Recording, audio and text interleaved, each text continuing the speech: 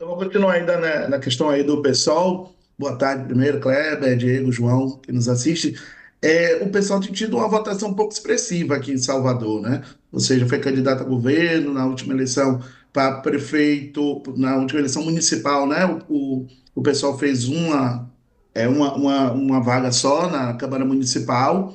E tem sido assim, você falou de um crescimento nacional. Qual a sua avaliação do pessoal em Salvador e o que é que você pretende fazer para que, de fato, a sua candidatura seja conhecida, né, pelos eleitores baianos numa eleição que promete ser mais uma vez polarizada, entre o PT e os bolsonaristas, aqui em Salvador se replicando isso, né? Como é que você avalia isso? André, eu acho que nós estamos num momento diferenciado que pode ser muito propício ao nosso crescimento, né? Um crescimento que a gente não teve até aqui. Primeiro, eu considero essa pouca expressividade de voto, como você falou, apesar da gente manter, né, a nossa vaga na Câmara, desde que a gente a conquistou com o Hilton, a gente mantém essa vaga, segundo momento com o Marcos Mendes e agora com a mandata Pretas por Salvador. Nós temos um desafio esse ano e a plena convicção de que nós vamos ampliar nossa ocupação na Câmara de Vereadores, e isso, obviamente, tem a ver com o momento que o pessoal vive em Salvador.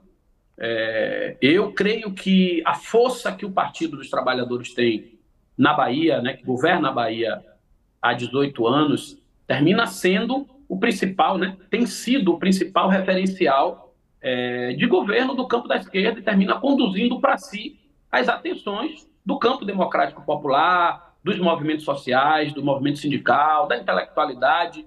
Então, termina sempre sendo conduzido, né, para a liderança do PT. Então, eu acho que isso diminui a visibilidade frente à opção que o PSOL apresenta ou se propõe a apresentar. Um exemplo disso é que em eleições anteriores a tática do PT sempre foi, ou do campo do governo, né, melhor dizendo, governista, sempre foi ter várias candidaturas e, obviamente, num conjunto, né, num ambiente de várias candidaturas, você termina dividindo muito a própria votação, dividindo a atenção, diminuindo os espaços de intervenção real.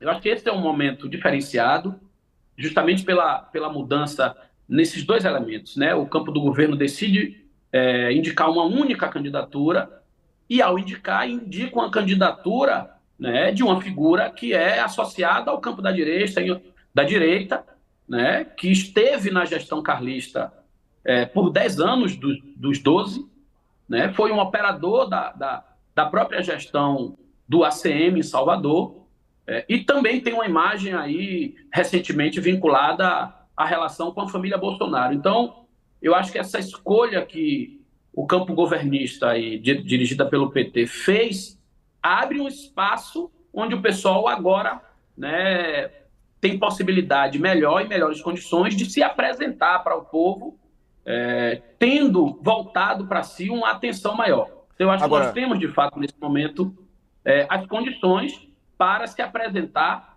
de uma forma mais clara, e eu acho que isso vai terminar resultando no nosso crescimento, na nossa densidade política em Ô, Salvador. ô Kleber, você mencionou aí o próprio Geraldo Júnior, né, que ele trabalhou junto com o Bruno Reis, e agora ele aparece como candidato apoiado pelo PT, é vice-governador, né, é vice do Jerônimo aí na Bahia, e aparece como candidato apoiado pelo PT, e você traz ele como um perfil mais conservador, digamos assim, né? Não tão progressista. Como é que você vê, então, essa eleição? Hoje o Bruno parece até que está um pouco confiante demais, né? Porque as últimas pesquisas mostram que ele está bastante à frente, inclusive do Geraldo. Como fazer a população de Salvador olhar, digamos assim, para um outro lado que você pretende representar?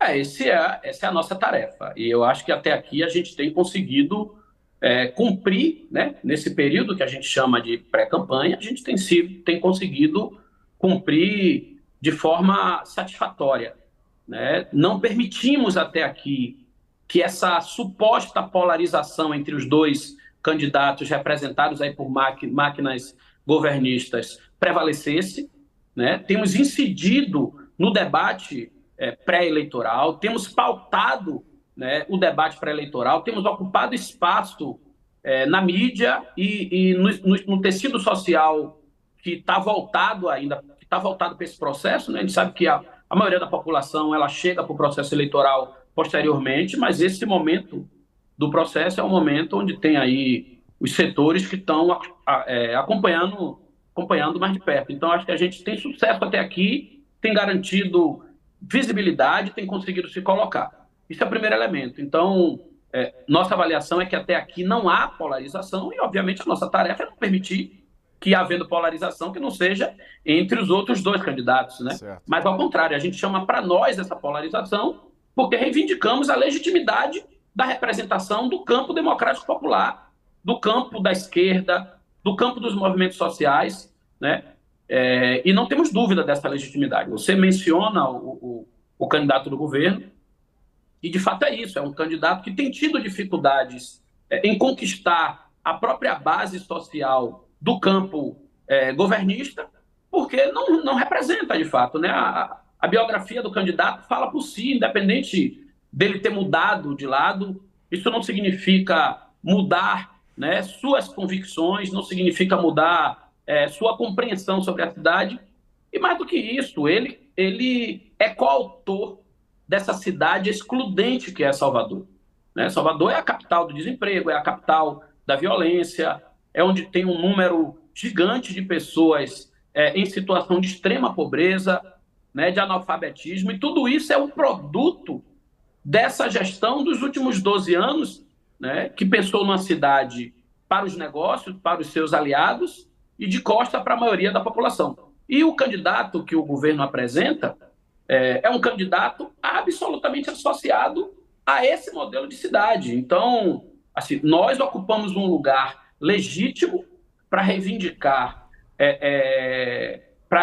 sermos, né, o candidato, quando for candidato, quando isso se confirmar, do campo das oposições, e esperamos garantir o nosso lugar no segundo turno nesse sentido. Então, sendo muito honesto com vocês, eu acho que é a primeira vez que o pessoal em Salvador participa de um processo eleitoral municipal que não seja meramente para demarcar posição, né? As condições que estão postas nos permite mirar, né, o nosso lugar num possível segundo turno.